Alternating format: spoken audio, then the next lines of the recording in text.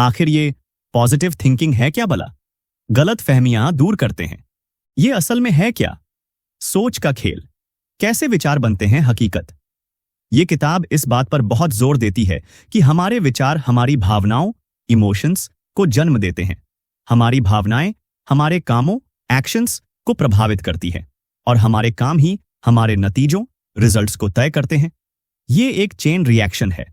अगर आप लगातार नेगेटिव सोचते रहेंगे, मैं ये नहीं कर सकता, मेरी किस्मत ही खराब है, कुछ अच्छा हो ही नहीं सकता, तो आपका दिमाग इन बातों को सच मानने लगता है और फिर आप वाकई में वैसी ही हरकतें करने लगते हैं जो आपको असफलता की ओर ले जाती हैं। इसे कहते हैं सेल्फ फुलफिलिंग प्रोफेसी, यानी आपने जो भविष्यवाणी अपने लिए की वो सच हो गई क्योंकि आपने अनजाने में उसे सच करने के लिए काम किया। डरावना है ना? पर अच्छी खबर यह है कि इसे बदला जा सकता है। अपने अंदर के दुश्मन को पहचानो, नकारात्मक सोच के वो खतरनाक पैटर्न। दोस्तों, पॉजिटिव बनने से पहले हमें अपने अंदर छुपे उन दुश्मनों को पहचानना होगा जो हमें नेगेटिविटी के दलदल में खींचते हैं। ये किताब कुछ आम नकारात्मक सोच के पैटर्न, नेगेटिव थिंकिंग पैटर्न्स बताती है। जरा गौर से सुनिएगा, शायद आप भी इनमें से किसी के शिकार हों। सब कुछ या कुछ नहीं, ऑल और नथिंग थिंकिंग। अगर मैं इस एग्जाम में टॉप नहीं किया तो मैं पूरी तरह फेल हूं। अरे भाई, 90% लाना भी तो कमाल है। ये सोच हमें छोटी छोटी कामयाबियों का मजा नहीं लेने देती। अति सामान्यीकरण, ओवर जनरलाइजेशन। एक बार कुछ बुरा हुआ और हमने मान लिया कि हमेशा मेरे साथ ऐसा ही होता है। एक इंटरव्यू में रिजेक्ट हो गए तो सोच लिया मुझे कभी नौकरी नहीं मिलेगी। ये तो नाइंसाफी है खुद के साथ। मानसिक फिल्टर, मेंटल फिल्टर। आप सिर्फ नेगेटिव चीजों पर ही ध्यान देते हैं और पॉजिटिव को पूरी तरह इग्नोर कर देते हैं। जैसे आपकी पार्टी में 99 लोग खुश थे, एक ने खाना कम बताया और आप बस उसी एक बात को लेकर बैठ गए। सकारात्मक को नकारना, डिस्काउंटिंग द पॉजिटिव। जब कुछ अच्छा होता है तो आप कहते हैं, अरे ये तो बस किस्मत थी, या ये तो कोई भी कर लेता। अपनी काबिलियत को कम समझना, निष्कर्ष पर कूदना, जंपिंग टू कंक्लूजन्स। मन की बातें पढ़ना, माइंड रीडिंग।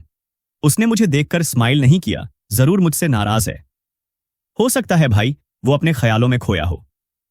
भविष्यवाणी करना, फॉर्चून टेलिंग।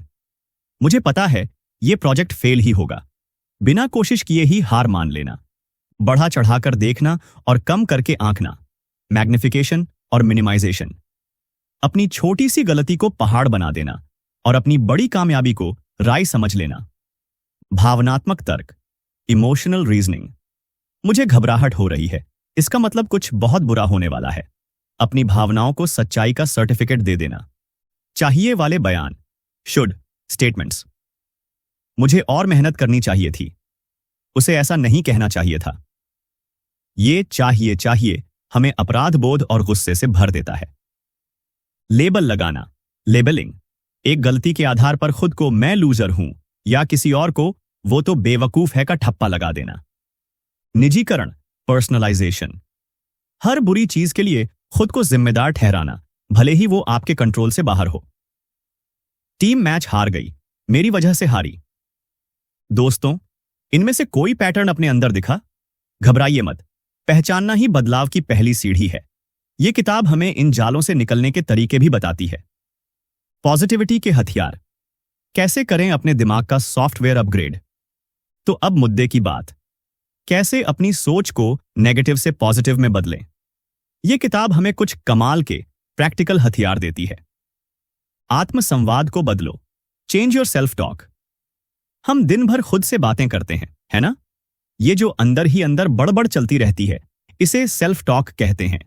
अगर ये नेगेटिव है, तू कुछ नहीं कर सकता, तू हमेशा फेल होता है, तो ये आपकी सेल्फ कॉन्फिडेंस की धज्जियां उड़ा देती है। जागरूक बनो। सबसे पहले तो ये सुनो कि आप खुद से क्या कह रहे हो। क्या आप खुद के सबसे बड़े क्रिटिक हो या सबसे अच्छे दोस्त? चुनौती दो, जब भी कोई नेगेटिव विचार आए, उसे एक वकील की तरह कटघरे में खड़ा करो। क्या यह सच है? इसका क्या सबूत है? क्या कोई और मुमकिन हो सकता है? बदलो। नेगेटिव विचारों को जानबूझकर पॉजिटिव और यथार्थवादी, रियलिस्टिक विचारों से रिप्लेस करो। मैं ये नहीं कर सकता को बदलो, मैं इसे करने की पूरी कोशिश करूंगा और अगर सफल नहीं भी हुआ तो कुछ सीखूंगा जरूर। अपने सबसे अच्छे दोस्त बनो यार। मानसिक चित्रण या visualisation, the power of visualisation. ये टेक्निक तो बड़े बड़े एथलीट्स और सीईओ इस्तेमाल करते हैं। विजुअलाइजेशन का मतलब है अपने लक्ष्यों को हासिल करते हुए खुद की एक मानसिक फिल्म बनाना। इसे इतने विस्तार से देखो, सुनो, महसूस करो जैसे वो सच में हो रहा हो। कैसे करें? शांत जगह पर बैठो, आंखें बंद करो और अपने सपने को जीते हुए देखो। अगर आपको स्टेज पर बोलना है तो कल्पना करो कि आप आत्मविश्वास से बोल रहे हो, लोग तालियां बजा रहे हैं, आप खुश हो। हमारा दिमाग दोस्तों, असली अनुभव और बहुत गहरी विशद कल्पना के बीच ज्यादा फर्क नहीं कर पाता। जब आप बार बार सफलता की कल्पना करते हैं तो आपका सबकॉन्शियस माइंड उसे सच मानने लगता है और आपको उस दिशा में काम करने के लिए प्रेरित करता है। रोजाना कुछ मिनट, खासकर सुबह और रात को सोने से पहले, इसे जरूर करें। सकारात्मक पुष्टि या affirmations, the magic of affirmations. Affirmations यानी वो पॉजिटिव वाक्य जिन्हें हम बार बार दोहराते हैं ताकि वे हमारे अवचेतन मन में गहराई तक बैठ जाएं। ये हमेशा वर्तमान काल, प्रेजेंट टेंस में होने चाहिए, जैसे कि वो चीज पहले से ही सच हो। कृतज्ञता का अभ्यास, प्रैक्टिस ग्रैटिट्यूड। दोस्तों, ये एक ऐसी चीज है जो तुरंत आपके मूड को बूस्ट कर सकती है। कृतज्ञता का मतलब है अपने जीवन में मौजूद अच्छी चीजों के लिए दिल से आभारी होना, चाहे वो कितनी भी छोटी क्यों ना हो। कृतज्ञता जर्नल, ग्रैटिट्यूड जर्नल। रोजाना रात को सोने से पहले या सुबह उठकर 3 से 5 ऐसी चीजें लिखें जिनके लिए आप शुक्रगुजार हैं। आपका स्वास्थ्य, आपका परिवार, आपके दोस्त, एक कप अच्छी चाय, सूरज की रोशनी, किसी की मदद, कुछ भी। जब हम उन चीजों पर ध्यान केंद्रित करते हैं जो हमारे पास हैं, बजाय उनके जो नहीं हैं, तो हमारा नजरिया अपने आप पॉजिटिव हो जाता है। यह स्ट्रेस बस्टर का काम करता है। माइंडफुलनेस और ध्यान, माइंडफुलनेस एंड मेडिटेशन। हमारा चंचल मन या तो अतीत की गलियों में भटकता रहता है, काश ऐसा न हुआ होता, या भविष्य की चिंताओं में गोते लगाता है, पता नहीं क्या होगा। माइंडफुलनेस हमें वर्तमान क्षण में जीना सिखाती है, बिना किसी जजमेंट के, अपने विचारों, भावनाओं और आसपास के माहौल के प्रति पूरी तरह जागरूक होना। कैसे करें? कुछ मिनटों के लिए सिर्फ अपनी आती जाती सांसों पर ध्यान केंद्रित करें। जब मन भटके, और वो यकीनन भटकेगा, तो प्यार से उसे वापस अपनी सांसों पर ले आएं। खाते समय सिर्फ खाने पर ध्यान दें, उसके स्वाद, उसकी खुशबू को महसूस करें।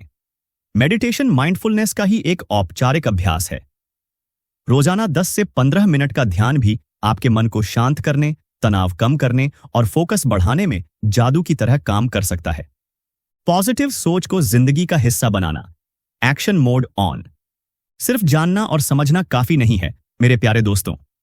असली जादू तब होता है जब हम इन चीजों को अपनी रोजमर्रा की जिंदगी में लागू करते हैं।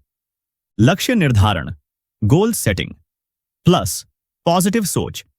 पॉजिटिव सोच हमें बड़े सपने देखने और ऊंचे लक्ष्य निर्धारित करने का हौसला देती है।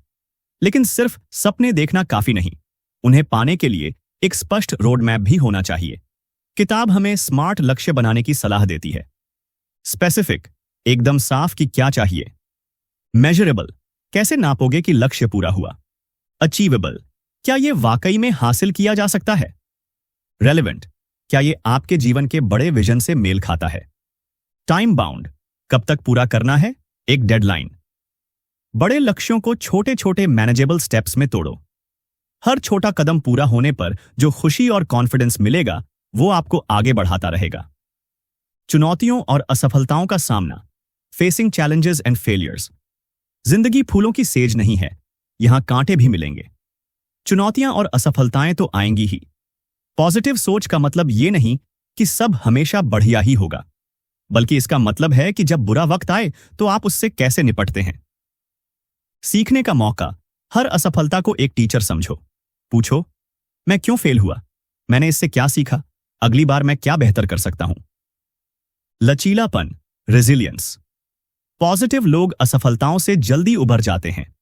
वो हार नहीं मानते, बल्कि और मजबूती से वापसी करते हैं, जैसे एक स्प्रिंग बॉल।